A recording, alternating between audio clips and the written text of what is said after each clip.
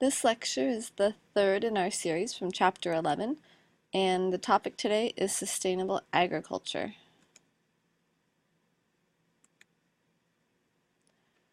So, in order to grow crops sustainably, we need to do three things. First, we need to manage our soil wisely. This involves making sure that we have all of the right nutrients, and then also preventing soil problems such as erosion, desertification, waterlogging, and salinization. Secondly, we need to manage our water wisely. This involves conserving water and preventing evaporation and runoff. And thirdly, we need to manage our pest population. This includes things like preventing bugs from eating the crops and preventing diseases from killing the crops.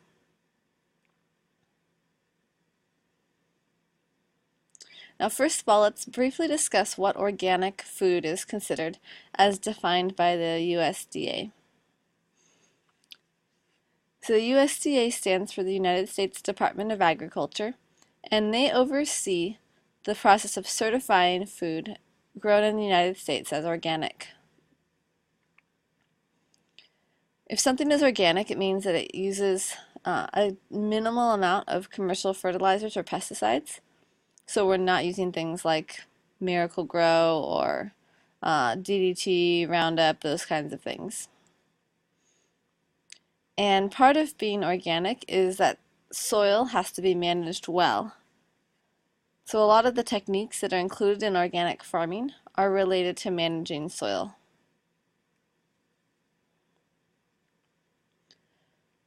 Animals that are considered organic food cannot be raised using antibiotics or growth hormones. And anything that is labeled USDA organic cannot contain any genetically modified organisms, nor can animals that are raised to be organic be fed any GMOs.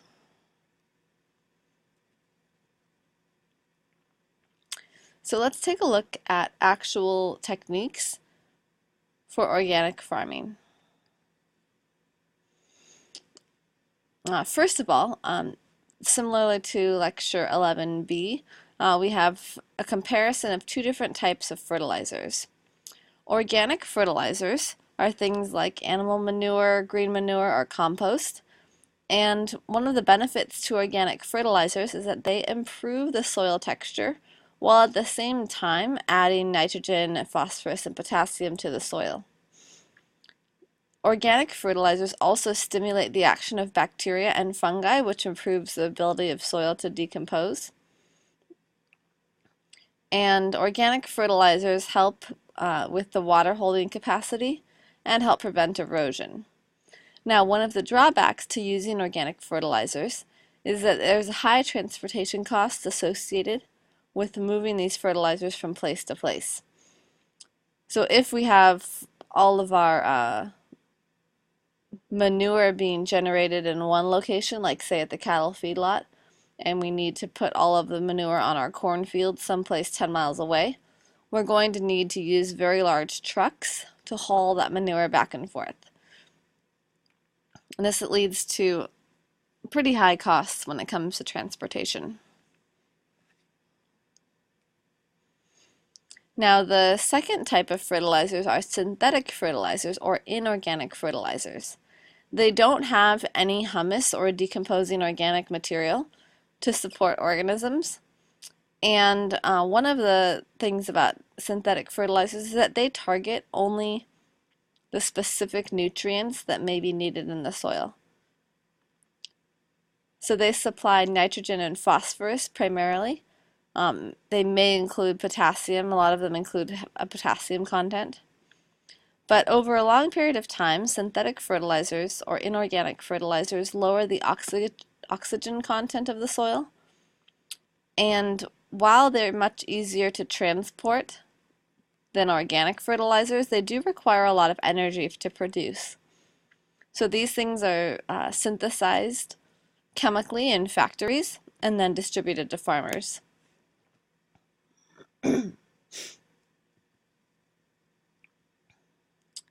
So quiz question for you to see if you're paying attention. All of the following are organic fertilizers except A, manure, B, compost, C, humus, or D, Miracle-Gro. Go ahead and think about that. Choose your answer. If you don't know yet, go ahead and pause the video because the correct answer is D, Miracle-Gro. So manure, compost, and humus are all examples of organic fertilizer containing partially decomposed or fully decomposed organic matter. Miracle-Gro, on the other hand, is a synthetic fertilizer. It comes in liquid form or powder form, but either way, it contains only those concentrated nutrients, the nitrates and phosphates and potassium that plants need to grow. So it doesn't contain any of the organic material at all. All right, so here are some techniques now we're going to discuss about how to manage soil based on what we are actually planting in the soil. So some of the ways that soil can be improved would be through crop rotation, which is where we'd grow different crops in a field each year. And the purpose of crop rotation is to allow some crops to replenish the nutrients that others use. So, for example, legumes fix nitrogen. They contain bacteria in their root structures that fix nitrogen or take nitrogen gas out of the atmosphere and store it in the soil. And then corn, on the other hand, consumes nitrogen and will deplete it out of the soil. The picture on the right shows alfalfa. This is a root of an alfalfa plant. And those little white bulbs are the root nodules where bacteria are performing nitrogen fixation.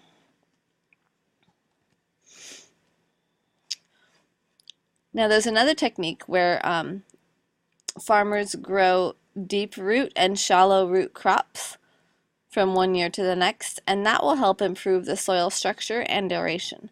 So the deep root crops have roots that will penetrate very deeply down into the ground, and that allows increased aeration for the soil and for water to saturate even deeper. And then the shallow root crops will give the deep-rooted soil a chance to recover between years. Finally, one of the benefits of crop rotation, which we'll discuss in a little bit, is that it helps prevent the buildup of pests in the soil. So crop rotation is one of our techniques for sustainable agriculture. It's where you grow different crops on maybe a 3-year or a 4-year rotation between 3 or 4 different fields. Another method of improving soil quality and managing our soil through how we plant is a technique called intercropping. Intercropping is any time you mix 2 or more crops in a planting area to improve productivity. So this could be intercropping because of growing season. It could be based on the size or shape of the plants and the roots. It could be in order to help restore nutrients to the soil. There's some intercropping where farmers will grow soybeans, which are a legume, right next to wheat, which will consume the nitrogen. So the soybeans are constantly adding nitrogen, and right next to them is the wheat, which is consuming the nitrogen. And they do this in a form called strip intercropping. There's also a technique called agroforestry, which is represented in the picture on the right. This is when you grow a mix of trees and crops together on a single plot of land. And the trees act as a windbreak, which prevents soil erosion from the area that has been plowed. A lot of times, too, the trees can harbor birds, which will act as predators for different insects that may be trying to eat the crops. Now, agroforestry leads to higher biodiversity because we're growing multiple species on that small area of land, which then in turn creates better habitat. And then finally we have alley cropping. Alley cropping is usually a form of agroforestry, and actually the picture on the right is a form of alley cropping. crops are planted between different rows of fruit trees or shrubs. And like I said, this helps prevent erosion. It'll reduce evaporation. And you can actually grow trees that will also produce crops. So those trees in that picture could be apple trees or almond trees or walnut trees. So the farmer is getting the benefit of soil erosion prevention from the trees that are growing around his fields. He's also getting a crop from them that he can harvest. All right, now the way that we plow the land is very crucial in sustainable agriculture, because there are some ways that are good and some ways that are not as good. So some of the techniques for sustainable agriculture that involve plowing carefully or not plowing at all would be no-till farming. This is the first one we'll discuss. In no-till farming, farmers will actually use seed injectors to shoot seeds down into the soil instead of plowing between the growing seasons. Now this is beneficial because it reduces erosion. However, it also allows for pests to build up in the soil, and this can also sometimes lead to the increased use of herbicides or pesticides in order to manage that pest population or the weed population. A second method of plowing is called terracing. This is the upper picture on the right. Terracing is when farmers create terraces or steps based on the sloping of land so that they can prevent water runoff and erosion. Now in the picture you can see that the farmer is growing crops along a hillside, and in order to prevent water from running straight down the hill, he has plowed the side of his hill in terraces or steps, so that as the water moves down it has to pause at each step and is given more opportunity to soak down into the ground. Now the final type of plowing represented here is called contour farming.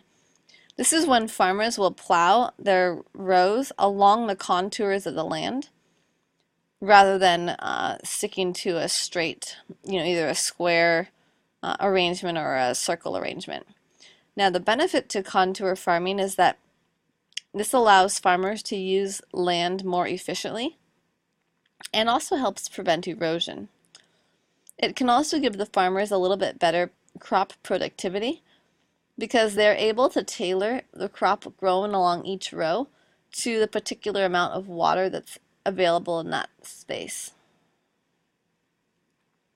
So you can see in the picture down below how some of the crops are plowed and planted right along the side of the river, whereas others are filling in that gap there between the river and the trees.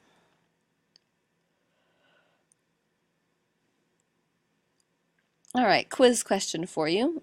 All of the following are benefits of sustainable agriculture except A, reduced soil erosion by wind and water, B, decreased runoff of fertilizers and pesticides, C, decreased water efficiency, D, improved soil fertility,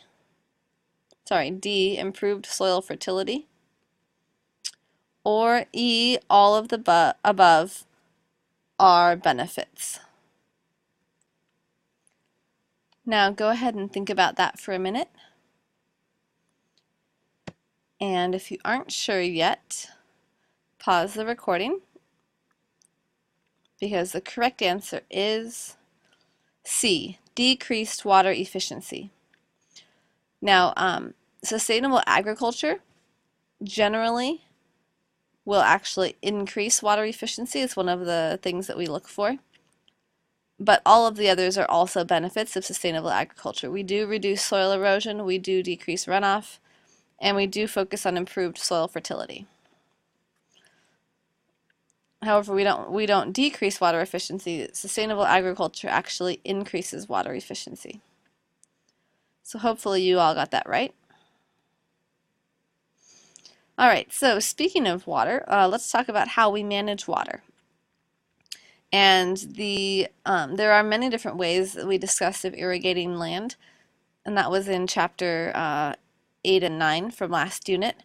But today we're just going to focus on drip irrigation in particular because it is the most efficient method of irrigating cropland.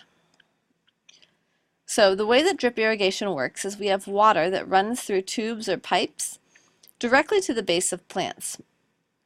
There are small holes poked in those pipes or tubes that allow the water to drip out of the pipes directly onto the soil.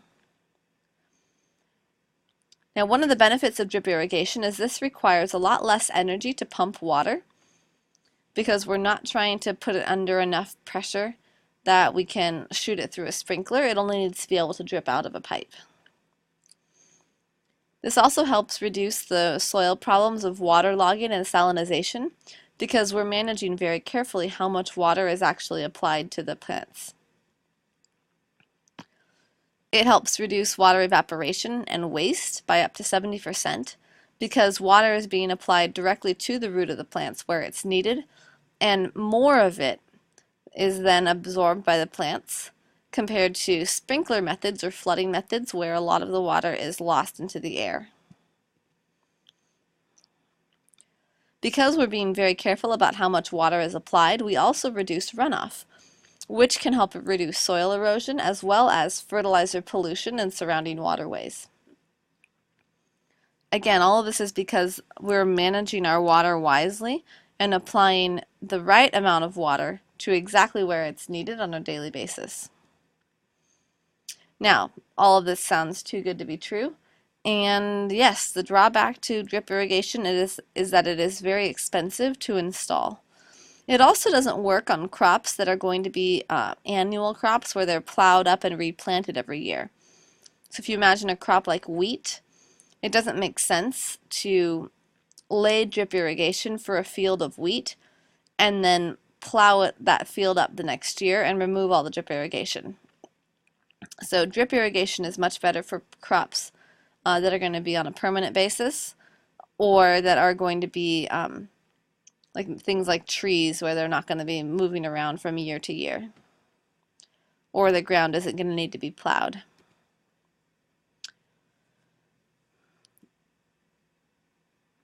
Now, drip irrigation currently is replacing sprinklers or flood irrigation on approximately 1% of our cropland in the United States. We're hoping to see that number go up. Like I said, it's expensive to install and it can only be used in certain applications. It's not functional for every type of crop.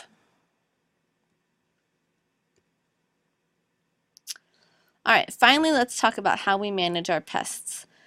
And this is going to be a small section on integrated pest management. Now, integrated pest management uses a variety of pest management techniques all combined together.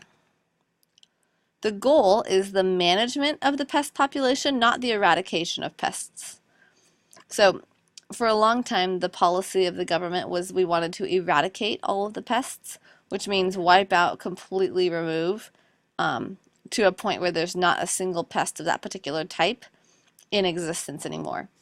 But what we've realized is that eradication is very, very difficult, if not impossible, to achieve, and is also not necessary for improving our crop yields. So instead, we now have the goal of managing the pest population, keeping the pest population to such a low level where it's not becoming a major impact on the yields of our crops. Now, part of integrated pest management is minimizing the use of pesticides, not eliminating it completely. So pesticides actually do have a place in IPM, and they are used selectively in certain circumstances only when all of the other options have been exhausted.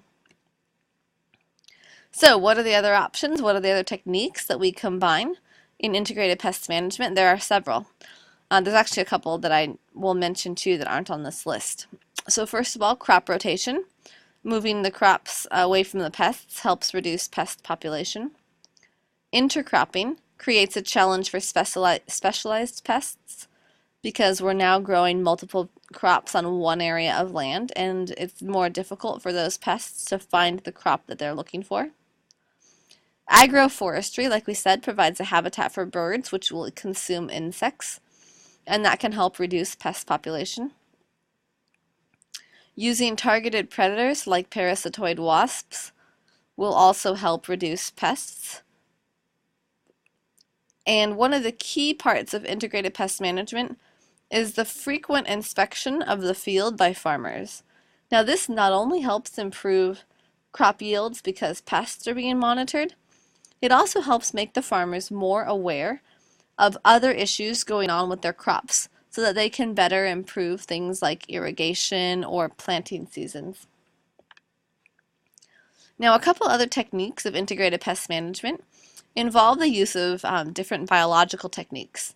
So for example, one would be releasing sterile pests into the environment.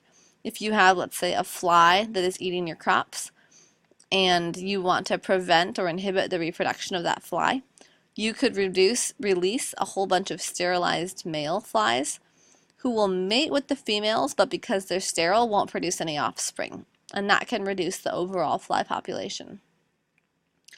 There's also the option of using pheromones or like the chemicals, the hormone signaling that insects use. And so some farmers will release pheromones that kind of mess with the mating cycles of different pests so that they're not aware when they should be mating or with whom. So these are just some of the techniques involved in integrated pest management. And remember, the goal here is always the management of the pest population, not the complete destruction of whatever pests we're discussing. So here's a picture of that parasitoid wasp. I don't know if you can see, it's sitting on a caterpillar there, and it is injecting its eggs into the back end of that caterpillar, which it is stunned.